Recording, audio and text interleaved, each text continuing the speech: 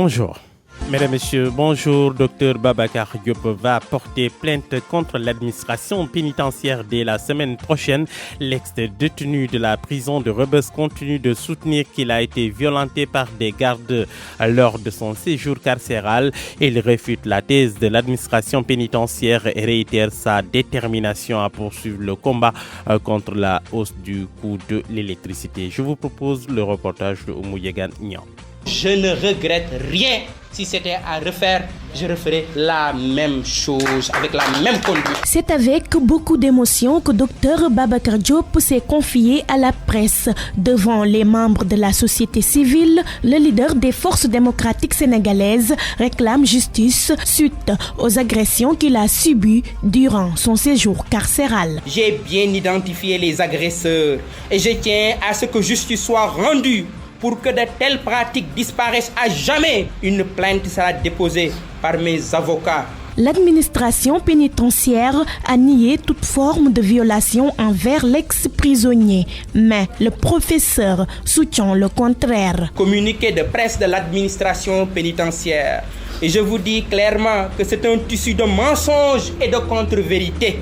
Autrement, pourquoi m'ont-ils envoyé à l'infirmerie si je n'étais pas roué de coups et blessé? En ce moment où je vous parle, j'ai été agressé par 2 agents de l'administration pénitentiaire. J'ai été agressé de manière lâche et sauvage. Dr Babacar Diop affirme être toujours engagé dans la lutte contre la hausse du coût de l'électricité. Nous invitons le peuple à descendre dans les rues de Dakar le vendredi 10 janvier prochain. Ainsi, le gouvernement comprendra qu'il est là pour se mettre au service du peuple. Il termine par demander la libération de ses ex-co-détenus. Merci Oumouyegan Nian. Ñoo lank ñoo bañ a marché vendredi hier donc à Louga. Les marcheurs qui disent non à la hausse du prix de l'électricité ont aussi exigé la libération pure et simple de Guy Marius Sagna et de ses co-détenus. Grève annoncée du cadre unitaire des syndicats de la santé pour la justice sociale. Le ministre de la Santé et de l'Action sociale rejette le motif du mouvement d'humeur. Pour lui, on ne peut aller en grève parce que le ministre n'a pas répondu au courrier. 15 camions remplis de graines d'arachide arrêtés par le service du commerce intérieur de Diourbel. Ces véhicules à destination des marchés de Touba ne détenaient pas de lettres de voiturage et leurs propriétaires ne sont pas inscrits dans le registre de commerce. Amadou Toubagnan, chef du service du commerce de Diourbel, joint par Marema Diop. Avant donc de se déclarer vendeur de la opérateur, on est d'abord commerçant. Cela suppose qu'on soit inscrit au registre du commerce et du crédit immobilier. Ce qu'il faut signaler, c'est que le régime de la commercialisation de l'arachide est libre depuis l'avènement du décret 88-943, modifiant le décret 87-240 fixant les organisations de la commercialisation. Il y a un autre décret de 2015 portant libéralisation des exportations qui dit ceci. L'article 1er dit l'exportation de l'arachide sous quelque nature ou forme que ce soit est libre. Donc la liberté, elle est là consacrée textuellement. Maintenant, toute liberté demande un minimum d'organisation. Nous avons vérifié à travers cette opération-là si ces gens-là sont inscrits au RPCM. Deuxièmement, des infractions aux règles de facturation ont été notées, puisque la facture reste quand même un élément d'entrée de la comptabilité. Ici, nous avons des cas où de personnes détenteurs de lettres de voiture appartenant à des usines, alors qu'ils ne vont pas vers ces usines-là. Ceci représente quand même des cas donc, de fraude manifestée que nous avons eu à connaître.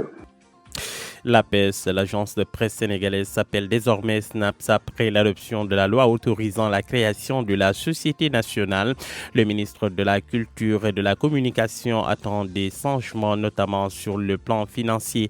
Le secrétaire général du SYNPICS approuve cette réforme. Des parlementaires qui ont voté la loi demandent l'indépendance de cet organe national. Fin de ce bulletin d'information. Il est 6h06 sur RFM. Dans un instant, la revue des unes des journaux parus ce matin.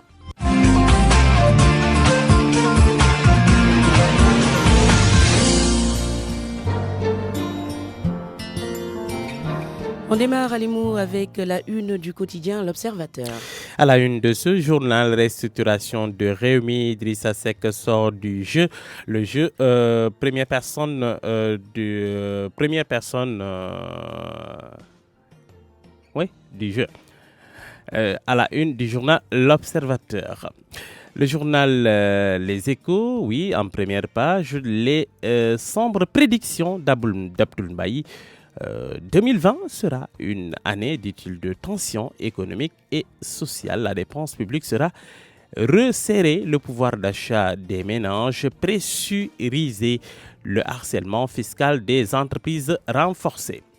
Le journal Vox Populi à la une, situation nationale, Abdoul Mbaye prédit le pire. 2020 sera une année de tension économique et sociale. Le ton économique des prochaines années sera lourd. Le journal Walf Quotidien en première page, audience tous azimuts, Wade maître du jeu, titre Le Confrère qui vous renvoie en page intérieure à la page 3 notamment. Walf ou à Grand Place, révélation du docteur Babacar Diop, les bandits qui pillent les ressources du pays, mieux traités à Rebeuss, les gardes pénitentiaires maltraitent, violentes, insultes, piétinent et frappent les détenus. Le journal Source à la une, 2019, une année sombre de mensonges, 2020 assimilé à l'apocalypse. Abdoul Anroy titre Le Confrère. En première page du journal Enquête, situation économique et politique, Abdoul Mbaye démaquille le régime, titre le journal. La dépense publique en 2020 sera resserrée au détriment de l'administration, de l'éducation, la santé aussi. Le journal LAS en première page, criminalisation des violences faites aux femmes, l'État requiert la perpétuité pour les violeurs. Le journal Libération, lourde condamnation devant le juge des référés hier, sale temps pour Sonatel et Ecobank.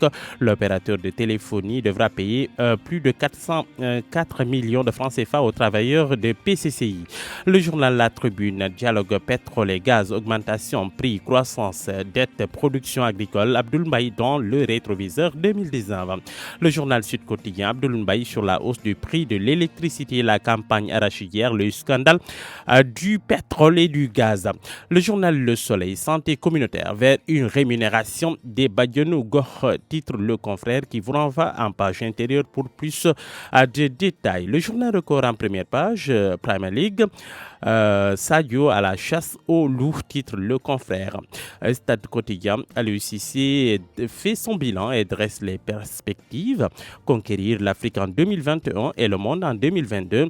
J'ai un football réaliste, le Ballon d'Or 2019, c'est Sadio Mané, le brassard, l'équipe évolue, moi aussi je peux évoluer. Ce que je pense de l'arrivée de Diouf en équipe nationale, tout cela à lire dans le stade de ce matin. Le journal Sunu Lamb pour boucler à la une, Biram Ning après sa visite à Luc Nicolaï.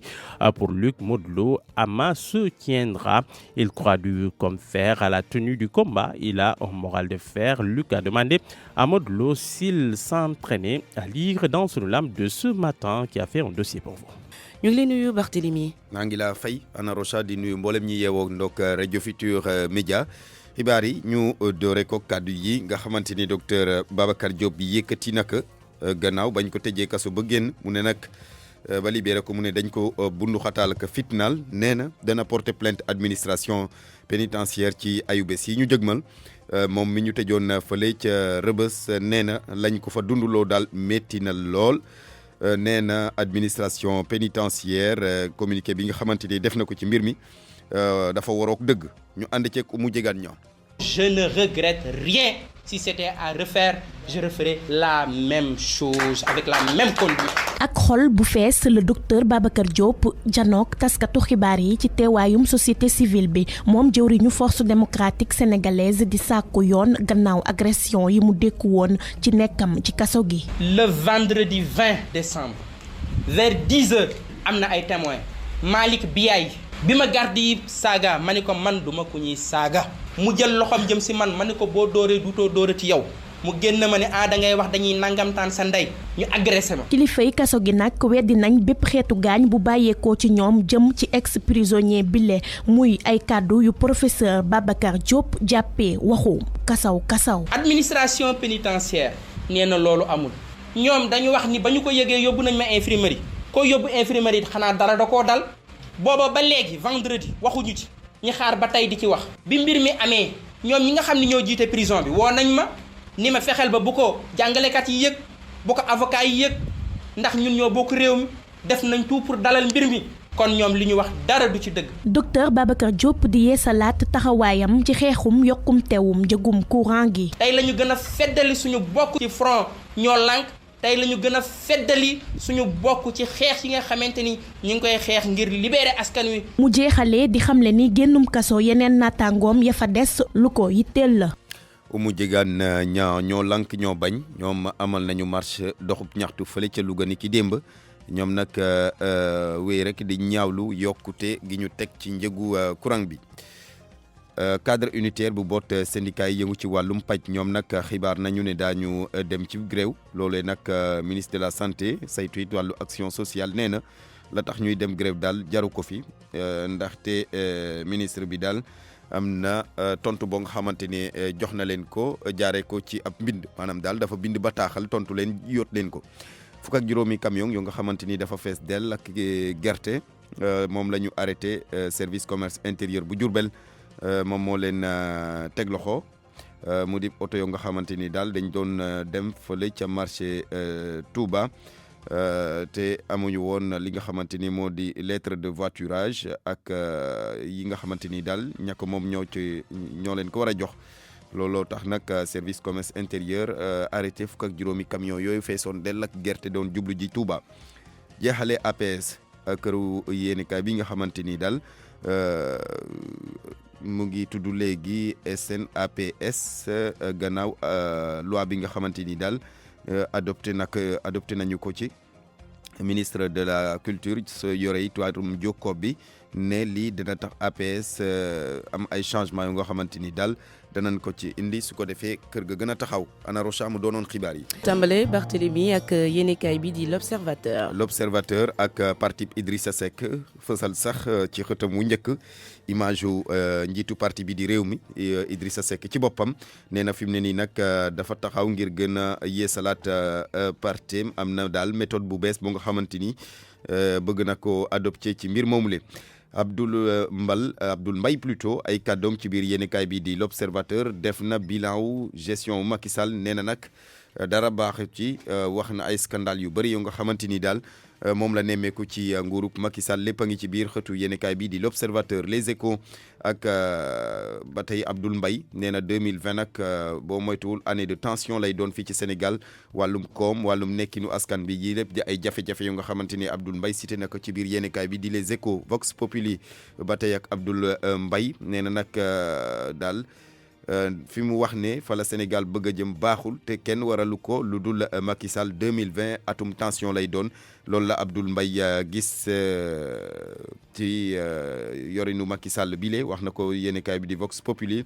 Docteur Babacar Diop ay kàddum ci biir yéenekaay bi di Vox Populi ba tey nee na am na ñett garde pénitentiaire yoo nga xamante ni daal dañ ko agressé ci bi mu nekkee ci kaso bi. Walf Quotidien ak audience yi nga xamante ni Abdoulaye Wade nekkee na ko ci jamono ji nee na nag Abdoulaye Wade daanaka daal mooy maître du jeu maanaam daal moo yore bal bi di passe rek di dem mooy maître du jeu kii di Abdoulaye Wade yéenekaay bi ak kaddu yi Abdoul Mbaye nee na 2020 daal atum tension lay doon mu ngi ci biir yéenekaay bi di Walf Quotidien. waa Grand Place ak révélation wu docteur Babacar Diop démb ci kanamu taskatu xibaar yi nee na ay bandi yu nga xamante ni daal noonu la ko tuddee ñu ngi yàq caxat-caxate alalu réew mi ñoom la ñuy gën a traité ci rëbës loolu la gis moom docteur Babacar Diop wax ko waa Grand Place tey. Source A ak Abdoul Mbaye en xoy maanaam daal xoy lay def fi mu ne nii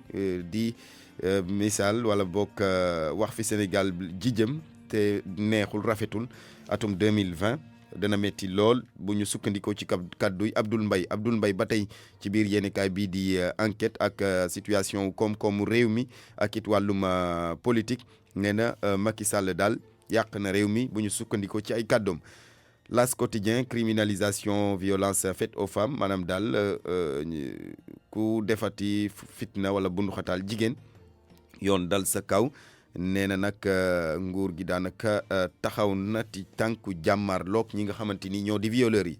Libération ak condamnation yi nga xamante ni def nañ ko démb ci kanamu juge des référés Sonatel ak Ecobank ñu ngi ci guddi gu setagul bu ñu sukkandikoo ci yéenekaay bi di Libération ak kaddu yi nga xamante ni wala boog recommandation yi nga xamante ni Forum Civil def na ko jëm ci accident yi ci yoon wi ñaari commandement la wala boog recommandation yi nga xamante ni Forum Civil def na ko mu ngi ci biir yéenekaay bi di Libération. La Tribune ak Abdoul Mbaye dialogue pétrole gaz augmentation croissance ak bor bi nga xamante ni nguur gi waraloon na ko ak yenn entreprise yi ci biir réew mi. nee na Abdoul Mbaye nee na nag xool na ci rétroviseur u atum 2019 ne dara baaxul ci li Macky Sall yore réew mi ba tax mu ne 2020 boo moytuwul dana métti ci ñun. Sud Quotidien ba tey ak Abdoul Mbaye ci ponk yu bëri la wax moom yéenekaay bi di Sud dafa jàpp ne Abdoul Mbaye jox na carton rouge kii di Macky Sall. Le Soleil ak santé communautaire nee na nag bàjjenu gox yi moom dinañ leen di rémunérer maanaam dana am koppar yu ñu leen di jox. su ko defee ñuy gën a sawar ci liggéey bi. bàjjenu gox yi moom am nañ solo. avant bénévolat la woon léegi nag Macky Sall jël na dogal ne dana am lu mu leen di compal su ko defee ñoom it ñu gën a sawar ci liggéey bi. Record tàggat yaram Premier League Liverpool ak Wolverhampton Sadio Mané daanaka mu ngi rëbb. bu baax a baax bu ñu sukkandikoo ci yéenekaay bi di Record. Aliou Cissé ak Ballon d'Or 2019 nee na Sadio Mané daal lu ñu mën a wax moo di jiitu na rek sànni karawaas ba xanaa gaayee ko ñàkkal fayda rek waaye Sadio moom ma nga ca kanam loolu la Aliou Cissé gis loolu la wax yéenekaay bi. Stade Quotidien ba tey ak Aliou Cissé mi nga xamante ni def na bilan ak fi mu bëgg a jëm ak équipe nationale bi nee na dafa bëgg a conquérir l'Afrique maanaam fexe ba taxaw ci Afrique yore coupe ba ni ko ñëpp di defee loolee la Aliou Cissé bëgg ci ay perspectives wax na ko Stade Quotidien. Sunu làmb la ñuy jeexale ak Biram Ñing gannaaw ba mu demoon seeti Luc Nicolaï xam nga ana Luc mu ngi ci kaso bi wala ca Saint-Louis nee na pour Luc Modou Lo Ama se tiendra maanaam daal Luc Nicolaï dee na ko ci nopp ne ko Modou Lo ak Ama bi ñuy laam-laamee ndax liñ ko tëj bu yee boo xam ne combat boobu dana am loolu la Birane Ñing waxanteeg ak ki nga xamante ni moo di Luc Nicolaï gi mu seeti woon.